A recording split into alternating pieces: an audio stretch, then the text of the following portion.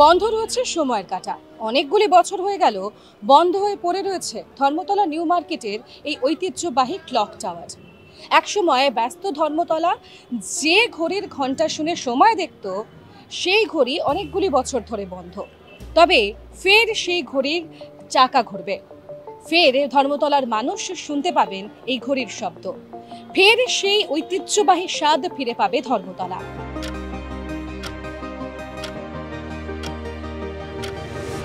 যখন সময় থমকে দাঁড়ায়, নিউ মার্কেটের আইকনিক ক্লক টাওয়ারের সময় থমকে রয়েছে গত 5 বছর ধরে।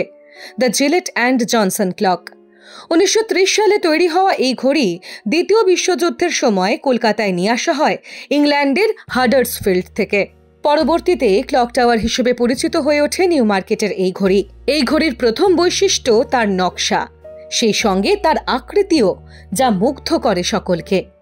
এই ধরনের ঘড়ি গোটা ভারতবর্ষে 4টি রয়েছে, যার মধ্যে 2টি কলকাতায়, একটি রয়েছে শিবপুর ইঞ্জিনিয়ারিং কলেজে, আরেকটি রয়েছে এই ধর্মতলায়, আর বাকি দুটির মধ্যে একটি রয়েছে মুম্বাইয়ের লোয়ার প্যারেল রেলওয়ে ওয়ার্কশপে, আরও একটি রয়েছে চেন্নাই পুরসভায়। ক্লক টাওয়ার রেস্টোরেশন প্রজেক্টে সই দিয়েছে কলকাতা পুরসভা, যে কলকাতা পুরসভা হেরিটেজ প্রপার্টি নিউ মার্কেটের মালিক। কিভাবে থমকে গেল এই ঘড়ির সময়ের চাকা, কি বলছেন এই প্রজেক্টের রেস্টোরেশন আর্কিটেক্ট অঞ্জন মিত্র। স্টিপল গুলো আমরা যখন দেখেছি, মোটামুটি আয়লার ঝড়ের পরে তার মধ্যে দিয়ে ওই টাওয়ারের ওপরে যে স্টিপলটা আছে সেইটার মধ্যে অনেকগুলো ভেন্টিলেটেড কাঁচ ফাঁচ ছিল, সেইগুলো সমস্ত ভেঙে যায়, যার ফলে বাইরে থেকে মানে ধুলো ময়লা জল কন্টিনিউয়াসলি ঢুকতে থাকার ফলে এর ভেতরে যে সমস্ত কাঠের স্ট্রাকচার ছিল যার উপরে মেন ক্লক মেকানিজমটাকে রাখা আছে, সেই সমস্ত জায়গায় এই সমস্ত নিয়ে যে সমস্ত যন্ত্রপাতির অংশগুলো মুভেবল পার্টস আছে সেগুলো সবকটা বন্ধ হয়ে যায়, এবং সেই কারণেই ঘড়িটা আর ঠিক মতো করে রিপেয়ারও করা যায়নি এবং সেই অবস্থা থেকে খুব খারাপ হয়ে পড়ে আছে। এবং রেগুলার লেভেলে মেনটেনেন্স না হওয়া এবং এক্সপার্টাইজ না থাকার কারণে সেই ঘড়িটাকে সেভাবে সচল করাও যায়নি। কবে ফের ঐতিহ্যবাহী এই ঘড়ির নস্টালজিক শব্দ শোনা যাবে? আমরা মোটামুটি চেষ্টা করছি যে এপ্রিল মাসের থেকে ঘড়ির টাওয়ারের বাকি সংস্কারের কাজগুলো আগে শুরু করে পরিস্থিতিটাকে করে ছাদ অব্দি পুরো জায়গাটাকে ঢাকার পরেই আমরা অ্যাকচুয়ালি মেন ঘড়ির দিকে নজরটা দিতে পারবো। সেটা একটা প্যারালাল প্রসেসিংয়ের মতোই হবে, এবং সেই রকম এই ঘড়ি মেরামত করতে পারেন এরকম একজনকে আইডেন্টিফাইও করা গেছে। কবে থেকে কাজ শুরু হবে সেইটা এখন ক্রমশ বিচার্য, এবং আমাদেরও ইচ্ছে আছে যে যতটা সম্ভব তাড়াতাড়ি এই জিনিসটাকে করা যায় যাতে আমরা কলকাতাবাসীকে আবার করে নিউ মার্কেটের এই ঘড়ির আওয়াজ শোনাতে পারি। এই ঘড়ি সারাই করবেন যারা, তাদের ঝুলিতে রয়েছে গোটা শহরের একাধিক ঘড়ির রক্ষণাবেক্ষণের দায়িত্ব। স্বপন দত্ত ও তার ছেলে সত্যজিৎ দত্ত। স্বপন দত্তের পরিচয় ঘড়িবাবু হিসেবে। গত 5 প্রজন্ম ধরে এই কাজের সঙ্গে যুক্ত তিনি। বাবার সঙ্গে এখন এই কাজ সামলাচ্ছেন ছেলে স্বপন। তাদের তত্ত্বাবধানেই সেরে উঠবে নিউ মার্কেটের ক্লক টাওয়ার। কিভাবে শুরু হবে এই কাজ, সময় বা লাগবে কতদিন? মেন স্ট্রাকচারটা ওটাই ধরুন 2018 থেকে ভেঙে পড়ে আছে, তার উপর জল টল পড়েছে, আরো দিনকে দিন ভেঙেই যাচ্ছে। তো ঘড়ির আগে ওইটাকে করতে হবে স্ট্রাকচারটা, তারপরে ঘড়ির মেশিনটা করতে হবে, তা নাহলে তো লাভ নেই। যদি আবার বৃষ্টি এসে যায়, স্ট্রাকচারটা যখন কাজ করবে তার আগে কিছু পার্টস আমাদের খুলে নিতে হবে, কারণ স্ট্রাকচারের অনেক জিনিস ভেঙে ভেঙে পড়েছে ঘড়ির ওপরে, বুঝতে পেরেছেন? তো মেন যেগুলো খুব ছোটোখাটো প্রিসিশন ইয়ে আছে, পার্টস আছে ছোটো ছোটো, সেইগুলো খুলে রাখতে হবে। তারপরে মেন স্ট্রাকচার হলে তখন আবার নতুন করে, মানে ওর অনেক কিছুই ড্যামেজ আছে। ধরুন ওর তো স্টিল ওয়্যার রোপ দিয়ে, ওর স্প্রিং নেই ও ঘড়িতে, স্টিল ওয়্যার রোপ দিয়ে ওয়েট প্রেসারে চলে। সেই তারগুলো নষ্ট হয়ে গেছে, সমস্ত পুলি টুলি, এগুলো অনেক কাজই আছে। ধরুন আমাদের ঘড়ির কাজটা করতে 3-4 মাস টাইম লাগবে স্ট্রাকচার হওয়ার পরে। এই ঘড়ির কাজ শুরু হলে ফের মানুষের কানে পৌঁছবে ঘন্টার শব্দ। স্বপন দত্তের কথায় এই ঘড়ির কিছু আলাদা বৈশিষ্ট্য রয়েছে।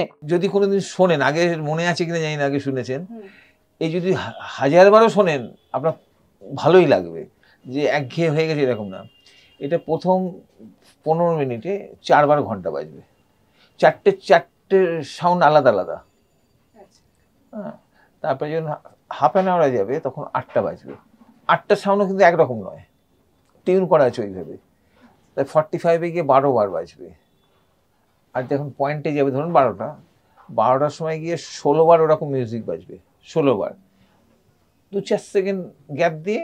তারপর ধরুন 12টা বাজলো, মানে 16 আর 12টা ঘন্টা বাজবে, তার সাউন্ডটা একদম আলাদা। ঘড়ি থাকলে চালু রাখতে হবে, স্পষ্ট কথা ঘড়িবাবুর। দেখুন, ঘড়ির সময় মানে ঘড়ি থাকলে তাকে চালু রাখতে হবে, এইটা আমি বুঝেছি যতটুকু।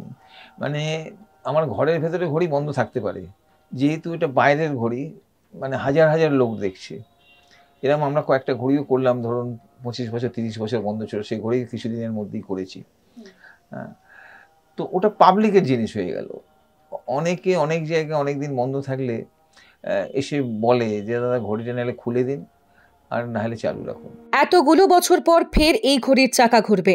ঘড়িবাবুর ছেলে সত্যজিৎ দত্ত জানিয়েছেন, এই ঘড়িগুলি শুধু ঠিক করা নয়, ঐতিহ্য বাঁচিয়ে রাখতে গেলে সঠিক পরিচর্যা খুবই প্রয়োজন। দেখুন, এখন যা বর্তমান কন্ডিশন, তো ওয়াটার ড্যামেজ বা বহুদিন চলেনি, তার একটা নিজস্ব ড্যামেজ হয়েছে। কিন্তু এটা যখন হয়ে যাবে, তারপরে এটা মেন হচ্ছে যেটা লোকে করে না অনেক জায়গায় বা অনেকে করে, মেনটেনেন্সটা কিন্তু মেজর ফ্যাক্টর। ঠিক সময় অয়েলিং, ঠিক সময় চাবি দেওয়া, ঠিক সময় নজর রাখা, যে এত বড় মেকানিজম ভেতরটা, যে কোথায় কোন পার্টস সামান্য ডিফেক্টের সঙ্গে সঙ্গে যদি এটাকে রেকটিফাই না করা হয়, তো লং টার্মে গিয়ে দেখা যাবে যে ওটা এটা বিশাল আকার ধারণ করেছে। তো সুতরাং মেনটেনেন্সটা খুব মেজর ফ্যাক্টর। না, অয়েলিংটা তো একটা নেসেসারি পার্ট হয়ে গেল, অয়েলিং ক্লিনিং এটা, বাট একটা টেকনিশিয়ান থাকবে, আমি থাকি, বাবা থাকেন, বা আমাদের আরও স্টাফেরা রয়েছেন। আমরা এটাকে মোটামুটি সপ্তাহে 3-4 বার গিয়ে চেক করি, যে কেন এত রকম হুইল, এত রকম ভেতরে ইন্টারকানেকশন আছে, তো সেগুলো কোথায় কোন পার্টটা একটু, কোথাও কোনো হয়তো স্ক্রুটা একটু ঢিলে হয়ে গেল চলতে চলতে, কোনোটা হয়তো একটু টাইট হয়ে গেল, বা কোনোটা হয়তো হুইলের স্যাপটা একটু টাল এসে গেল, এইগুলোকে মানে রেগুলার বেসিসে চেকিংয়ে। এখানে কী হয়, ম্যাক্সিমাম তো সরকারি জায়গা বা বড় বড় সংস্থা, যেগুলো মানে চার্জ বলুন বা গিজে বলুন, এগুলো অ্যাডমিনিস্ট্রেশনের উপর ডিপেন্ড করে। যেমন এই রিসেন্টলি আমরা হাজারদুয়ারির একটা কাজ করলাম মুর্শিদাবাদে, তো ওখানে লোকাল লোকের মুখে মুখে শোনা যে ঘড়িটা নাকি 100 বছর পর চালু হলো। 100 বছর ধরে, আমি ছোটোবেলায় বাবার সঙ্গে যখন গেছি দেখেছি তো বন্ধ, তো সেই ঘড়ি আজকে এত বছর পরে, তো ওখানে লোকাল লোকেরা খুব খুশি। তো এখন যিনি অফিসার এসছেন, তার ইয়েতে মনে হচ্ছে যেটাকে রেস্টোরেশন করা উচিত, একটা এত বড় ঐতিহ্য জিনিস রানিং অবস্থায়। তো এইগুলো একটা ম্যাটার করে, যে আসছেন ওটা তত্ত্বাবধানে, তার মেন্টালিটিটা কী বলছে, সেটা একটা যে কোনো ক্ষেত্রে ম্যাটার করে, যে কোনো সাবজেক্টে তুলে। এই জাতীয় ঐতিহ্য বাঁচিয়ে রাখতে গেলে সবথেকে জরুরি প্রশাসনের সদর্থক ভূমিকা। কি বক্তব্য পুরসভার? কেএমসি পারমিশন দিয়েছে, আমাদের নিউ মার্কেট যে ক্লকটা আছে, এই ক্লকটাও সারাবার ব্যবস্থা করা হয়েছে, এবং সেই ঐতিহ্যকে বজায় রেখেই সেরকম আর্কিটেক্ট এবং সেরকম যারা ইঞ্জিনিয়ার যারা পারবেন, তাদেরকেই দায়িত্ব দেওয়া হয়েছে, এটা পুরনো অবস্থায় এটা যেন ফিরিয়ে আনা যায়। কালের নিয়মে কি ধীরে ধীরে হারিয়ে যাবে ঐতিহ্য সংস্কৃতি? আমাদের খুব কাছাকাছি, খুব বেশি অ্যাড হয় না ওর, খুব সুন্দর ডিজাইন এবং খুব সুন্দর ঘড়ি আছে, ও 100 বছরের বেশি। ঘড়িটা অত গা করা হচ্ছে না। আমি যেহেতু আমার বাড়ির ছাদ থেকে দেখা যেত, এখন আর ছাদ থেকে দেখা যায় না। মেডিকেল কলেজের ভেতরে একটা ঘড়ি আছে, ওটা 100 কত বছর হয়ে গেছে। তার স্ট্রাকচারই আলাদা, তার ডিজাইনই আলাদা। সেটা কিন্তু যেহেতু কতদিন করা যায়, আমি বাড়ির সামনে থাকি, আমি ঘড়ি খুব ভালোবাসি, এইসব ঘড়ি করে যাচ্ছি। কিন্তু লাস্ট 3-4 বছর ধরে আর ঘড়িটার এখনও মেনটেন করছি, ঘড়িটার অবস্থা খুব খারাপও হয়ে যাচ্ছে, কিন্তু অত আর গা করছে না। মানে এইসব ঘড়ি না লোকে করার জন্যে পাগল, মানে অফিসারের ওপর নির্ভর করে, কিন্তু জানি না কেন। ঐতিহ্যবাহী এই ঘড়ি রেস্টোরেশন প্রজেক্টে এগিয়ে এসেছে কলকাতা রেস্টোরার্স নামে এক নাগরিক উদ্যোগ। অর্থ সাহায্যে বেসরকারি কোম্পানি টেকনো ইলেকট্রিক। ঘড়িবাবু স্বপন দত্ত জানিয়েছেন, আরেকটি অনন্য ঘড়ি এই মুহূর্তে রয়েছে কলকাতায়। মেডিকেল কলেজের ভিতর তার বয়স 100 বছরের বেশি, যার বৈশিষ্ট্য কারুকার্য সম্পূর্ণ স্বতন্ত্র। অবহেলার কারণে ধীরে ধীরে ম্লান হয়ে যাচ্ছে এর সৌন্দর্য। এখন শুধু সময়ের অপেক্ষা। ঘড়ির রেস্টোরেশন সম্পূর্ণ হলে ফের সেই ঐতিহ্যের স্বাদ পাবে ধর্মতলা।